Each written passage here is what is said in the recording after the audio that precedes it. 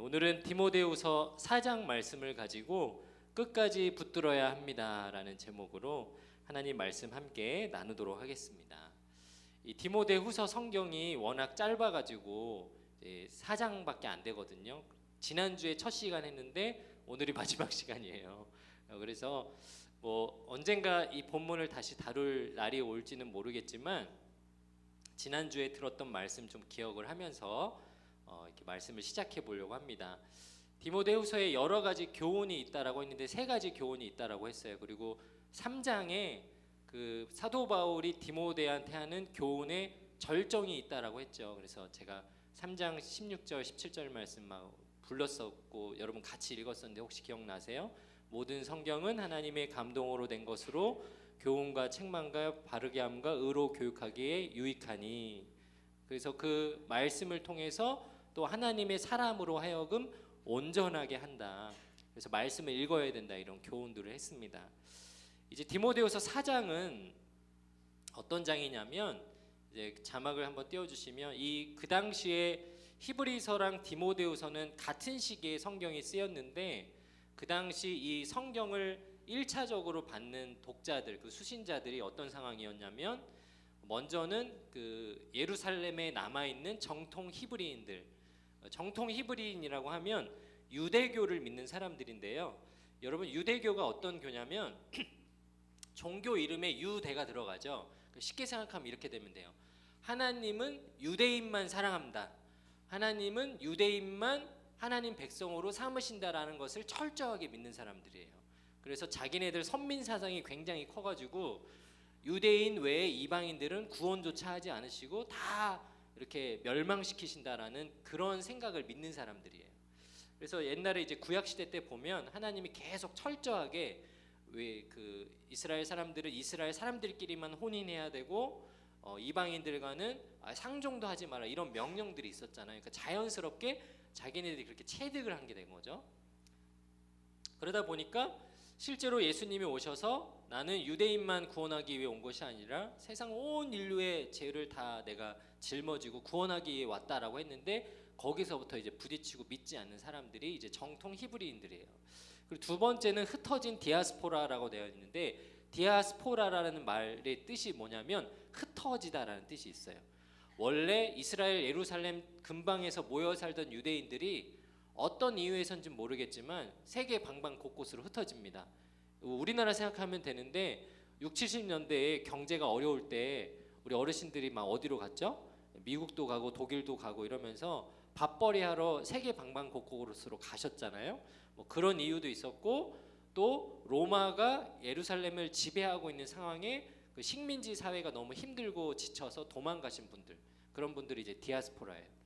문제는 그 예루살렘을 밖으로 벗어나서 보니까 사도 바울이나 예수님의 제자들이나 그곳에서 세워진 교회의 이야기들을 들어보니 하나님이란 분은 유대인만 구원하시는 분이 아니시구나. 정말 온 세상 모든 사람을 사랑하시고 그들을 구원하기 원하시는구나. 이런 것들을 깨닫게 된 거예요. 근데 그러다 보니까 그들이 처한 어려움들이 있었어요. 뭐냐면 내가 아무리 그래도 그렇지 어렸을 때부터 배워온 나의 신학은 유대인만 구원한다라고 했는데 이게 어떻게 가능하지?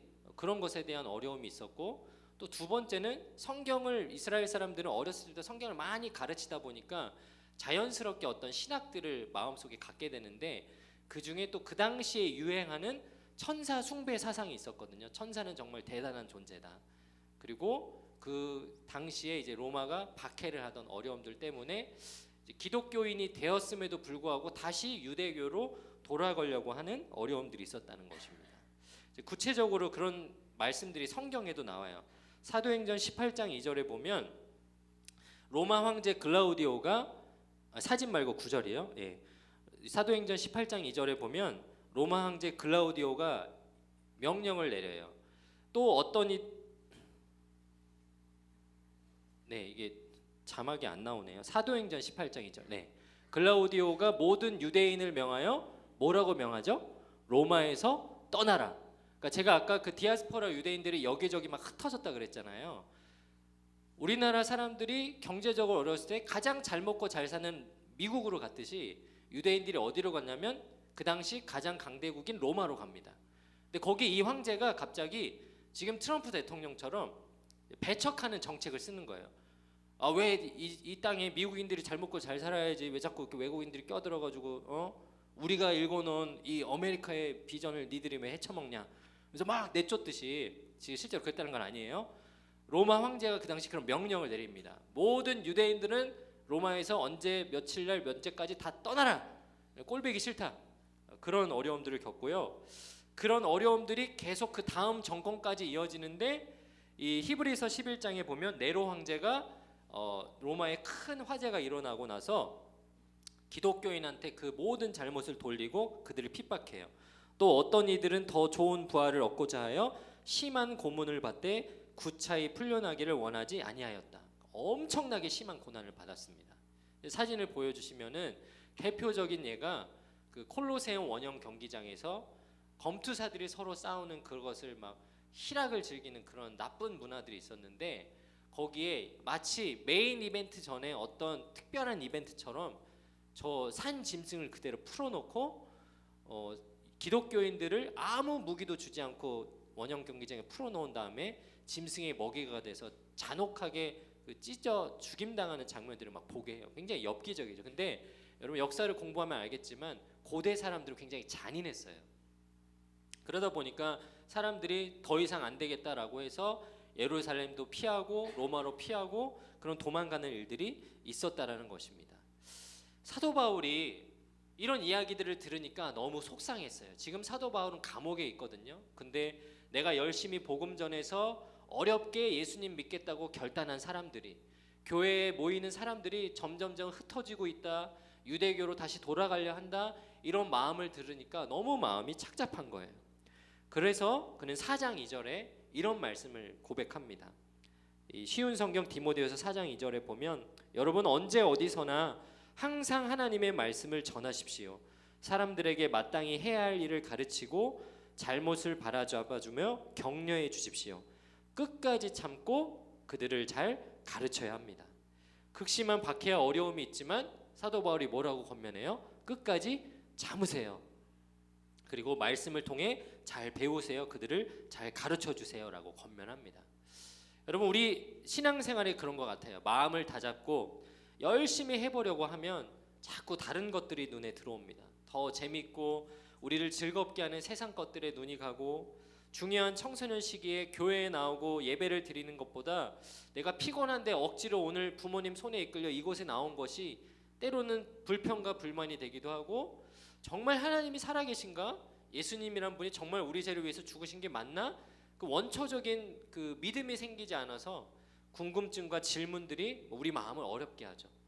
또 제가 이제 농담조로 예비 목자님이라고 했지만 사실 우리 고3 친구들 많은 마음의 부담과 어려움들 있잖아요. 이번에 어떻게든 대학에 잘 가야 되는데, 그런 입시의 과정들을 겪으면서 좌절과 또 어려움들을 겪으면 믿음이 잘 흐려질 때가 있다라는 것이에요. 근데 사랑하는 여러분, 오늘 사도 바울이 그랬고 또 오늘 여러 가지 성경의 인물들이 그러했듯이 우리는 끝까지 주님을 붙들어야 합니다. 하나님을 바라봐야 합니다. 그리고 하나님의 약속을 기대하며 말씀에 붙잡힌 인생을 살아가야 합니다. 오늘 이 디모데후서 4장 말씀을 함께 들여다보며 우리가 하나님을 끝까지 붙들어야 하는 이유를 함께 깨닫는 귀한 시간 되기를 축복합니다. 끝까지 붙들어야 합니다. 우리가 붙들어야 할 믿음의 고백 두 가지가 있는데 그것은 무엇인가? 첫 번째로는 예수님만이 진짜 구원자 되신다라는 고백이에요. 한번 따라해 보겠습니다. 예수님만이 진짜 구원자가 되십니다. 네, 여러분 아멘이시죠? 예수님만이 우리의 구원자 되세요. 1절 말씀에 사도 바울이 이런 말을 해요. 지금 굉장히 힘든데 너네들 힘든 거 안다. 근데 잘 들어봐. 하나님 앞과 살아있는 자와 죽은 자를 심판하실 그리스도 예수 앞에서 내가 엄히 명하노니라는 말을 해요. 그리고 그 예수님이 반드시 다시 나타나실 것이다. 언젠가 이 땅에 다시 오실 것이다. 그 약속을 흔들리지 말라고 꼭 믿으라고 이야기하죠. 디모데후서 4장 3절과 4절에 보면, 근데 이 사람들이 그 말들을 사도 바울이 그렇게 얘기하고 교회에서 가르쳐 주는데도 들으려 하지 않았대요. 그 당시 사람들이 어떻게 살았냐? 사람들이 참된 진리는 들으려고 하지 않고 자기들을 즐겁게 해주며 마음에 드는 말만 하는 선생들을 찾으려 하는 때가 온다. 4절 진리에 귀 기울이기보다는 거짓된 이야기와 가르침을 따른다. 요즘에 이제 고3 친구들 수능 끝났다고 대한민국 여기저기 곳곳에서 판치는 집단이 있어요. 누굴까요? 신천지. 시읒 신천지 막 판치고 다녀요. 막 영어 공부 가르쳐준다 그러고 댄스 학원 다닌다 그러고. 신천지는요, 저희 신천지인데 한 번만 와주실래라고 말하지 않아요.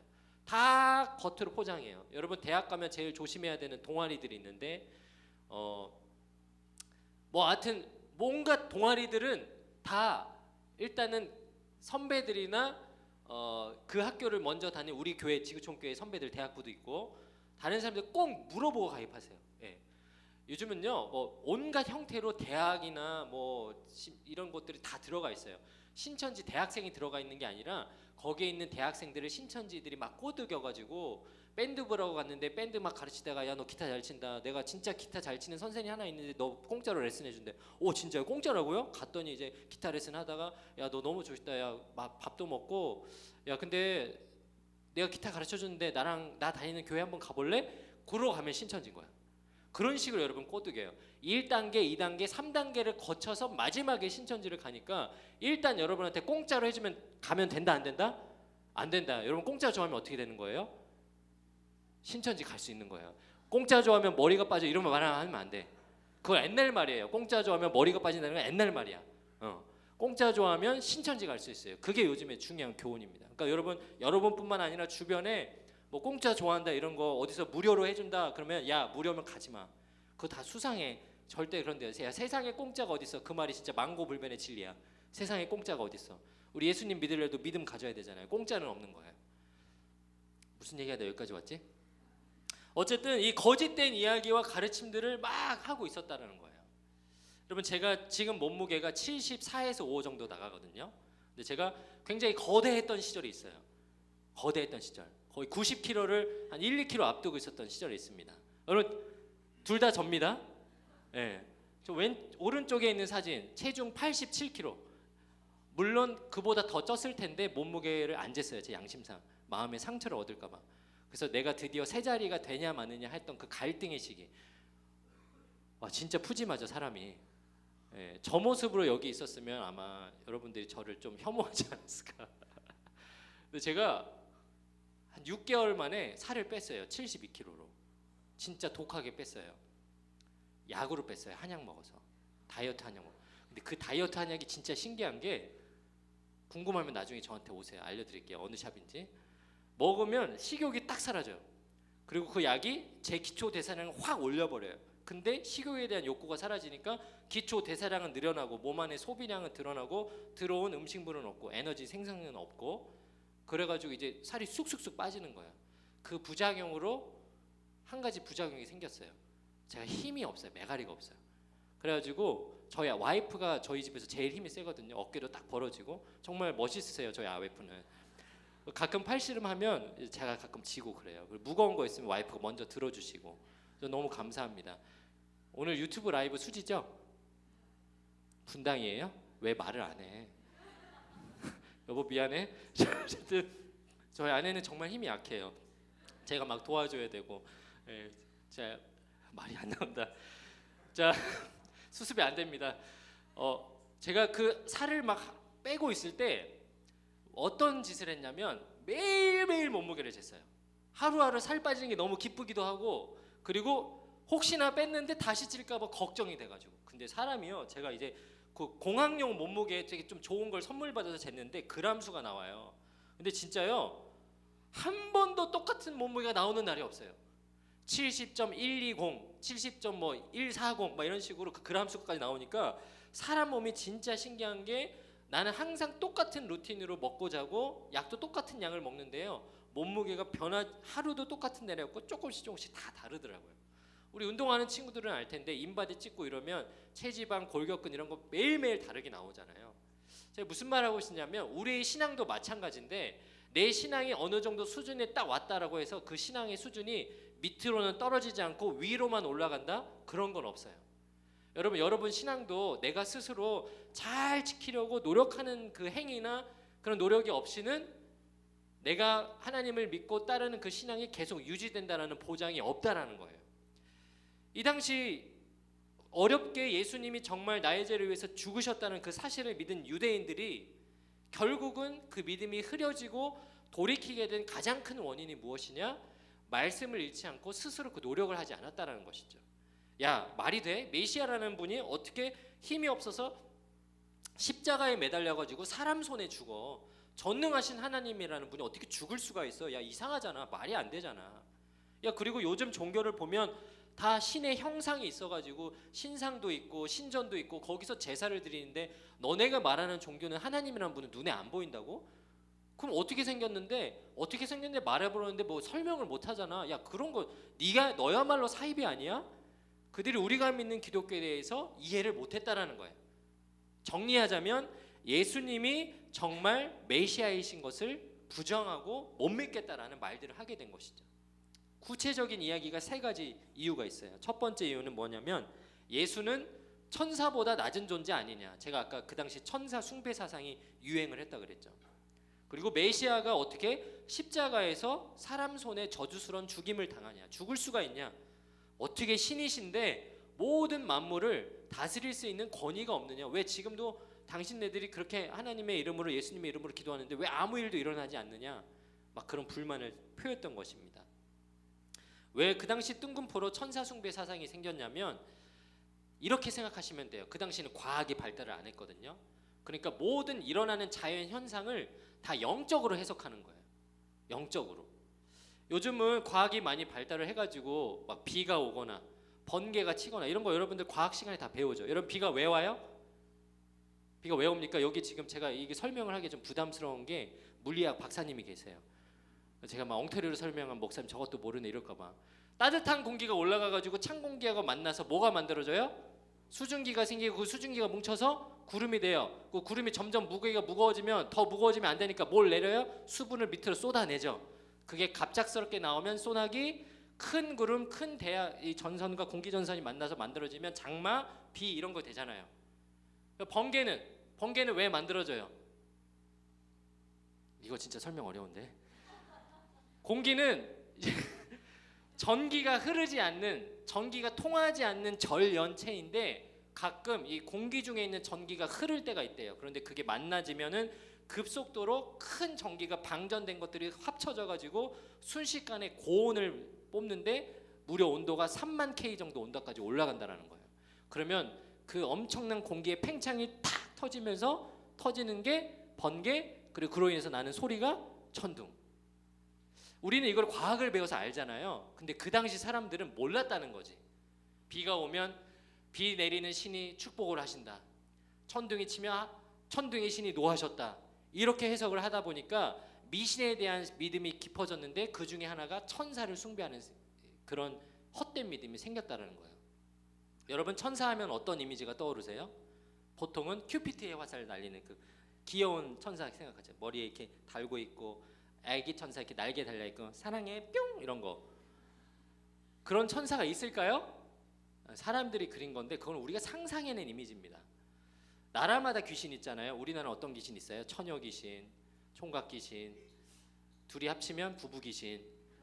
중국에는 강시, 뭐 이집트에는 미라 이런 거 있잖아요. 그리고 서양 사람들은 유령. 서양 사람들은 제일 무서워하는 게 사람 형상으로 된 그 귀신이 아니라 흰천 떠다니면 그거 제일 무서워하잖아요. 그래서 옛날에 그 고스트 영화 이런 거 보면은 흰천이 떠다니면 그거 보고 사람들이 기겁을 하잖아. 우리는 흰천 보면 무슨 생각이 들어? 빨래해야지. 이 사람 문화마다 다른 거예요. 그러니까 사람들이 각자 상상해서 만들어낸 것이지 실제로 그런 건 존재하지 않아요. 성경에 보면 하나님께서 영적인 존재에 대해서 딱 세 가지 부류로 말씀하시는데 하나님이 창조하신 영적인 존재는 세 가지밖에 없어요. 사람하고 천사, 그리고 그 천사가 타락한 형태인 마귀. 그거밖에 없어요. 그게 형태로 드러나지 않는다고요. 성경에 대한민국에 가면 천사, 그 처녀 귀신이 있느니라 이런 말씀이 있어요? 없다고요. 성경에 보면 천사의 모양에 대해서 두 가지 한번 설명이 나오는데 첫 번째는 그룹이라는 천사예요. 이 그룹이라는 천사는 용맹하고 하나님의 일을 보좌하는 아주 힘이 센 멋진 천사입니다. 이 그룹이라는 천사를 그래서 구약 성경에 보면 어디에 나오냐면 하나님의 언약궤를 지키는 지성소의 그룹 형상을 이 조각을 해가지고 언약궤 위에 새겨놔요. 그리고 성전 들어가는 휘장에도 저걸 상징하는 그림을 그려놓습니다. 저기 보면 소, 사람, 사자머리가 있는데 여러분 잘 보시면 소머리하고 사람 머리 사이에 동물이 하나 더 있어요. 그게 뭐예요? 독수리. 시력 2.0. 저 네 가지 생물이 요한계시록에도 나오는데 하나님의 성전에서 하나님 보좌 아래에서 그것들을 이렇게 돌아다니면서 다스리고 감찰하는 역할을 하는 용맹스러운 천사. 또 한 부류의 천사가 나오는데 그건 이사야서에 나와요. 이사야에. 이 천사는 스랍이라고 하는데 날개가 6개 달려 있고 두 날개는 날아다니고 있고 나머지 4날개가 몸과 얼굴과 다리를 가렸다. 그래서 형태를 볼 수 없다고 나와요. 이사야 선지자 그 환상을 보는데 저 스랍이라는 천사들이 뭘 하고 있냐면 하나님이 보좌에서 뭔가를 말하고 있고 그 옆에서 날아다니면서 하나님은 거룩하다, 여호와는 영원하다, 할렐루야 막 이런 거. 그게 스랍이에요. 그러니까 찬송하는 천사. 그럼 정리해 볼게요. 하나님이 만든 천사는 뭐 하는 천사예요? 하나님의 일을 돕는 천사예요. 하나님이 명령하는 걸 시켜서 하든 보좌하는 일들을 하든지 또는 세상 만사에서 일어나지 않는 일들과 상관없이 하나님 보좌 우편에서 하나님을 찬양하고 칭송하는 일을 하든지, 결론적으로 말하면 세상에 유령, 도깨비, 뭐 청각귀신, 처녀귀신 이딴 거 하나도 없다라는 거예요. 근데 사람들이 그걸 상상해서 만들어낸 거죠. 히브리서 기자는 그래서 유대인들이 자꾸 주장하는 예수님은 천사보다도 못하다, 영적인 존재도 아니고 뭐 날아다니지도 않고 그러지도 않았느냐를 할 때 말씀을 이렇게 반박합니다. 히브리서 2장, 하나님께서는 잠시 동안 그를 천사보다 낮추셨으나, 왜 낮추셨다고 고백했을까요? 인간의 몸으로 오셨으니까. 그러나 영광과 존귀의 관을 그에게 다시 씌우시고 모든 것을 그의 발 아래 두셨습니다. 여러분 아멘이시죠? 예수님은 그런 분이세요. 하나님처럼 전지전능하셔서 그 하나님 우편에서 똑같이 그룹과 스랍의 천사의 칭송과 호의를 받으셨던 분이 잠깐 인간의 몸으로 오셨다는 것입니다. 두 번째 질문, 메시아가 어떻게 십자가에서 인간으로서 저주스러운 죽임을 당하시냐? 왜 이해가 안 돼요? 인간으로 왔으니까 죽을 수 있죠. 히브리서 2장은 또 이렇게 말씀합니다. 자녀들은 혈과 육에 속하였음에 그도 또한 같은 모양으로 혈과 육을 함께 지니심은, 그 다음 여러분 뭐라고 나오죠? 죽음을 통하여 죽음의 세력 잡은 마귀를 멸하시려 죽으셨다. 저는 이 말씀을 믿어요. 많은 성경학자들이 이런 말씀을 합니다. 예수님이 십자가에서 돌아가셔서 죽으셨는데 3일 뒤에 부활하셨는데 그 3일 동안 어디가 있었느냐? 많은 추론을 해요. 3일 동안. 어떤 성경학자는 죽으셨으니까 인간의 몸으로서 그냥 무덤에 있었을 것이다 라고 말하는 사람이 있고, 아니다, 3일 동안 그는 온 마귀 악한 권세들, 세상에 있는 악한 권세들을 다 무너뜨리셨을 것이다. 그리고 어떤 성경학자는 지옥에까지 내려가가지고 그 영적인 악한 것들을 다 짓밟는 사역들을 했을 것이다 라고 말해요. 저는요, 뭐가 정답인지는 몰라요. 나중에 하늘나라 가서 예수님 만나서 물어볼 수 있겠죠. 그 3일 동안 뭐 하셨어요? 무덤에 계셨어요? 아니면 진짜 갔다 오셨어요? 하나님이랑 뭐 상의하셨어요? 앞으로 어떻게 하실지? 중요한 것은 그 하나님께서 사람의 몸으로 예수님을 보내셔서 우리가 죄인의 종노릇하고 노예밖에 될 수 없는 우리들을 불쌍히 여기시고 대신 죽어주셨다는 거예요. 그 당시 이 로마 시대의 노예 제도는 로마 인구의 25%에 달할 정도로 정말 많은 사람들이 노예로 살았습니다. 모든 직업군에 다 속해 있었어요. 육체 노동뿐만 아니라 광산, 농장, 항해, 교사, 요리사, 상인, 예술가, 심지어는 의사까지 다 노예였습니다. 그래서 실제로 로마 사회에서는 노예를 구분하기가 어려워서 제도화시키기 위해서 신분도 따로 만들고 계속해서 노예제도가 발전을 합니다. 근데 여러분, 노예는 노예예요. 노예로 태어난 사람이나 노예의 아버지나 노예로 다시 태어날 자기 자손들이나 끝끝내 대물림돼서 계속 노예로 살아요. 근데 노예가 그 노예의 인생을 끝내려면 어떻게 해야 되는 줄 알아요? 죽어야 끝이 나요. 그 사진 하나 보여주시면 고대 학자가 이제 발견한 건데, 로마 시대의 노예들은요, 죽는 날까지도 저 족쇄를 풀지 않았어요. 무슨 말입니까? 너의 목숨까지, 너의 영혼까지 너는 영원히 나의 노예야라고 그 당시 로마인들이 그렇게 그 노예들을 부렸다라는 거예요. 그래서 예수님이 그게 너무너무 불쌍하고 안타까우셔서 종로를 타고 노예된 우리들을 구원하기 위해서 이 땅에 오셨다라는 것입니다. 히브리서 2장 14절에서 16절에 이렇게 말씀합니다. 예수님께서는 죽음의 권세를 가진 마귀를 멸망시키기 위하여 죽으셨고 죽음에 대한 두려움에 사로잡혀 사는 사람들을 자유롭게 하기 위해서 사람과 같은 모습으로 죽으셨습니다. 아멘. 맞아요. 우리를 살리기 위해서, 우리를 최선을 다해서 공감하시고 우리의 고통을 감당하기 위해서 죽으셨다라는 거예요. 그분이 우리의 구원자 되십니다.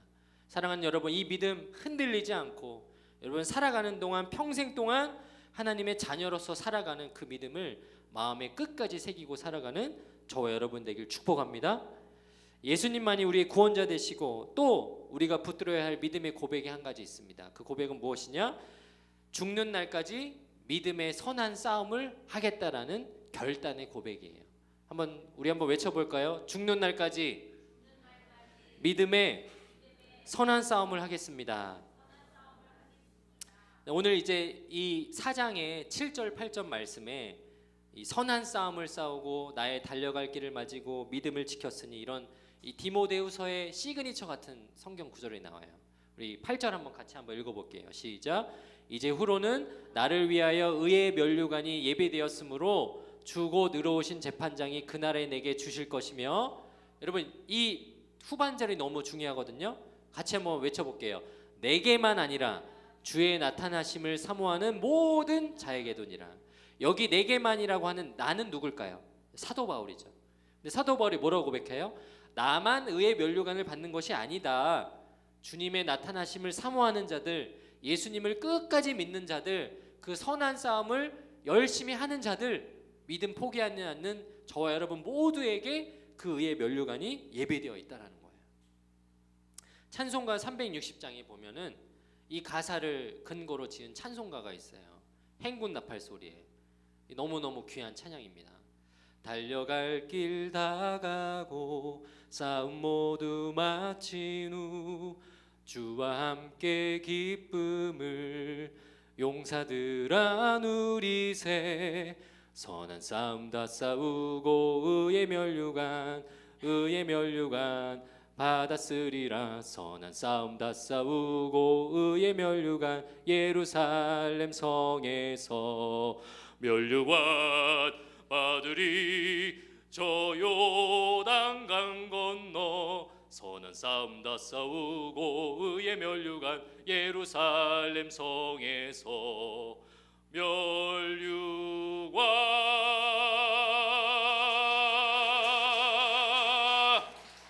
할렐루야. 연습 많이 했어요. 여러분 선한 싸움을 다 싸우고 우리가 받을 것이 있대요. 이 땅에서 신앙생활하면서 무시당할 때 있죠. 고난당할 때 있죠. 저는 목회자로 살면서 저를 가장 힘들게 하는 친구들이 있어요. 누굴까요? 제 고등학교 동창들. 사진 내려주셔도 돼요. 제가 고등학교 때 막 랩하고 세상 좋아하고 이런 모습으로 살았으니까 저의 죄된 모습만 기억하는 제 친구들이 저한테 가끔 전화해서 뭐라는지 알아요? 너 아직도 그 성도님들 헌금 빼먹냐?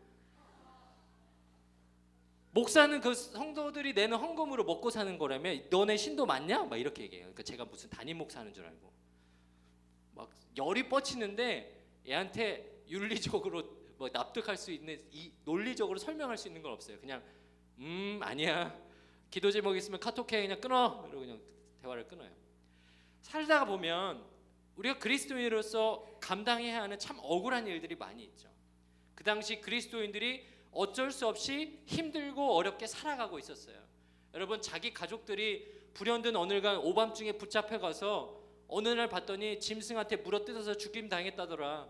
누구는 네로 황제가 그 정신 나간 그 황제가 몸에 기름칠을 하고 사람들 걸어가는 길에 살아있는 채로 불을 붙여가지고 불타 죽었다더라. 얼마나 오금이 저리고 무섭고 두렵고 떨렸겠어요.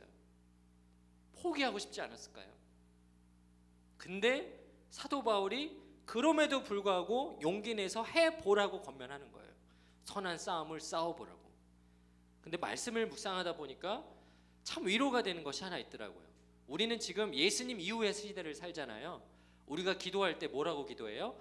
어바바바바 한 다음에 맨 마지막에 뭐라고 기도하죠? 예수님의 이름으로 기도합니다. 그 말씀을 가만히 묵상하다 보니 예수님이 죽으시고 부활하시고 그리고 끝이 나신 것이 아니라 지금도 저 하늘 보좌 우편에서 우리의 기도를 들어주시고 열심히 일하고 계시더라고요. 로마서 8장 34절에 이런 말씀이 있어요. 그분은 죽으실 뿐 아니라 다시 살아나신 이는 그리스도 예수시니 그는 하나님 우편에 계신 자요 뭐하고 계시다고요? 우리를 위하여 간구하시는 자시니라. 예수님이요 이 땅에 잠깐 오셔서 30년 동안 사시고 우리는 감당하기 어려운 그 십자가 죽음을 당하시고 고생 다 하시고 이제는 천국에서 편하게 두 다리 뻗고 편하게 쉬시는 것이 아니라 여전히 일하고 계시는데 우리를 위하여 간구하신대요. 간절히 기도하고 계시대요. 디모데전서 2장 5절은 또 이렇게 말씀합니다. 하나님은 한 분이시요 하나님과 사람 사이의 중보자도 한 분이시니 그분이 누구라고요? 곧 사람이신 그리스도 예수라. 이 중보라는 한자어가 가운데 중자에 지킬 보자를 씁니다. 무슨 말이냐면 하나님과 사람 사이의 그 관계를 지킬 수 있도록, 하나님이 우리에게 하시는 축복과 약속을 지킬 수 있도록, 또 우리는 우리의 믿음을 하나님 앞에 올려드리며 이 선한 싸움을 싸울 수 있는 용기를 지킬 수 있도록 도와주신대요. 그걸 누가 하신다고요? 예수 그리스도. 예수님이 지금도 살아계셔서 우리를 위해서 기도하시고 도와주고 계시다라는 거예요.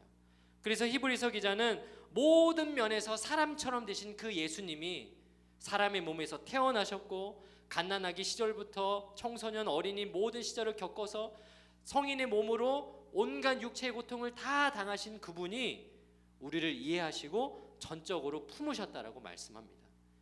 그래서 히브리서 2장 11절은 결론적으로 우리가 선한 싸움을 할 수 있는 이유에 대해서 이렇게 고백해요. 사람들을 거룩하게 하신 예수님과 거룩하게 된 사람들은 모두 한 가족입니다. 그렇기 때문에 그분은 우리를 한 형제라고 부르는 것을 부끄러워하지 않으셨습니다.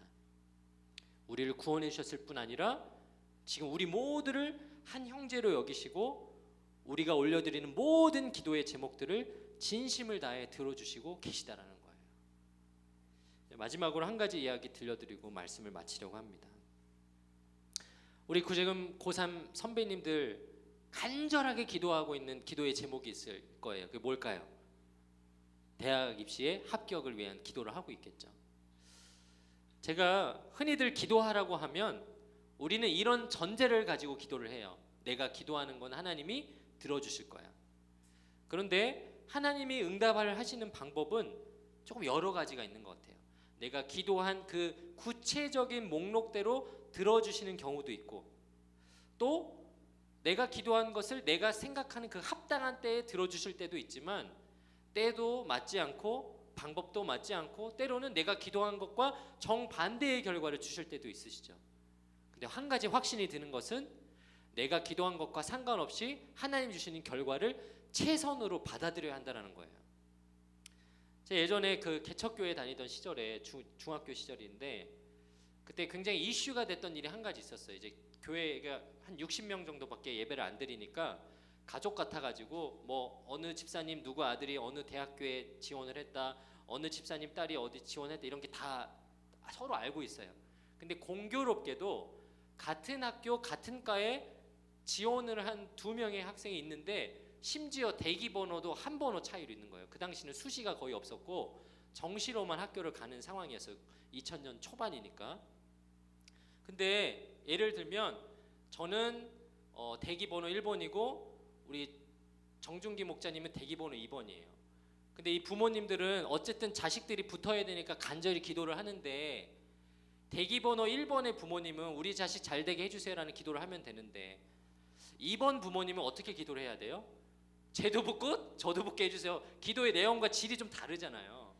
근데 한 번은 금요일날 이렇게 심야 기도회처럼 철야 예배를 드리는데 이 마지막에 개인 기도하고 이러는데 두 분이 약간 좀 기도 배틀 같이 이렇게 돼버렸어요. 한 분이 이제 뭐 우리 상현이 붙을 줄 믿습니다. 주님은 신실하셔서 좋은 대학 좋은 과 뭐 꼭 될 줄 믿습니다. 막 이렇게 기도를 하는데 이제 옆에 있는 분이 중기도 될 줄 믿습니다. 뭐 대기 번호 2번이지만 주님이 역사하실 줄 믿습니다. 막 이렇게 해가지고 막 서로 막 목소리가 점점 커지는 거야. 결과가 어떻게 됐을까요? 1번만 붙었어요. 그러니까 이번 그 자녀를 둔 부모님이 얼마나 마음의 한숨과 자책과 어려움들이 있었겠어요. 근데 그 당시 그 목사님이 진짜 좋은 말씀 해주셨는데 뭐라고 말씀하셨냐면, 되게 높은 대학이었거든요. 그러니까 떨어졌으니까 상실도 좌절도 있지만 그분이 이렇게 말씀하셨어요. 하나님이 하나님의 때에 약속하신 것들이 있는데 그거는 인간도 모른다. 대학 입시라는 것도 하나님의 큰 계획 가운데 하나라고 말할 수 있고, 인생의 큰 계획으로 봤을 때는 사실 사소한 것이라고도 볼 수 있다. 나는 오늘 하나님께서 두 분의 가정과 두 분의 자녀에게 상반된 결과를 주신 이유는 목사인 나도 사실 잘 모르겠다. 그러나 한 가지는 안다. 하나님께서 두 사람에게 결국 인생의 최선의 결과를 주실 것을 믿습니다. 이렇게 축복하고 격려해 줬어요. 위로가 되었는지는 모르겠지만 이번에서 떨어졌던 그 가정은 결국 재수를 결심하고 1년을 열심히 수고했어요. 근데 하나님이 참 신묘막측하시더라고요. 이번 학생에게 똑같은 대학, 똑같은 학교에 붙게 하셨는데 4년 장학생으로 붙여주셨어요.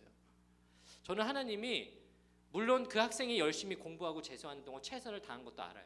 근데 저는 하나님이 어찌 보면 그 가정에, 그 자녀에게 신실한 믿음을 주기 위한 과정이라고 믿고 싶어요. 대학의 입시뿐만 그러겠습니까? 가정에 자녀를 낳는 일, 결혼을 하는 일, 취업을 하는 일, 여러분 살아가다 보면 여러 가지 만날 많은 일들이 있는데 결국 우리가 구해야 할 것은 무엇일까요? 예수 그리스도를 바라보는 거예요. 그리고 우리 가운데 가장 좋은 것을 일하실 것을 기대하며 말씀을 붙잡고 신뢰하며 나아가시는 것입니다. 끝까지 붙들어야 주님은 우리를 붙들어 주시거든요. 오늘 이 말씀을 저와 여러분이 기억했으면 좋겠습니다. 하나님께서 우리에게 가장 좋은 것을 허락해 주시고 하나님의 때에 가장 선한 길로 인도하실 것을 신뢰함으로 말미암아 우리 인생 가운데 우리를 끝까지 붙들어 주시는 하나님의 은혜를 경험하는 저와 여러분 모두가 되시기를 주의 이름으로 축복합니다. 우리 함께 기도했으면 좋겠습니다. 우리 이 시간 함께 이 찬양 부르면서 좀 주님 앞에 올려드렸으면 좋겠습니다. 표대를 향하여라는 찬양인데요. 주님, 표대를 향하여 그리스도 예수 안에서 우리를 부르신 그 부름의 상을 위하여 저는 달려갑니다. 주님 말씀하신 대로 선한 싸움을 싸워내겠습니다. 주님 말씀하신 내 마음 가운데, 내 삶 가운데 여전히 어려운 문제들을 하나님 신뢰하고 하나님 붙들고 나아가겠습니다. 그 믿음의 결단을 올려드렸으면 좋겠어요. 우리 다 함께 일어나서 우리 이 찬양 주님 앞에 올려드리고 그리고 기도하고 우리 예배를 마치도록 하겠습니다. 내게 유익하던 것을 다해로 여기네. 구주를 위하여 모두 다 버린 모든 것을 잃어버려도 나 갚지 않은 예수를 아는 지식이 가장 고상함이라. 우리 육체를 신뢰하지 않고 겸손한 마음으로 부활의 능력과 고난에 참여하며 그의 죽으심을 본받아 그리스도를 얻고 예수의 안에서 발견되려 함이라. 표대를 향하여 그리스도 예수 안에서 부름의 상을 위하여 달려가노라. 이전에 있는 것을 모두 잊어버리고 앞에 계신 그리스도께로 달려가노라. 우리 다시 한번 고백하겠습니다. 내게 유익하던 것을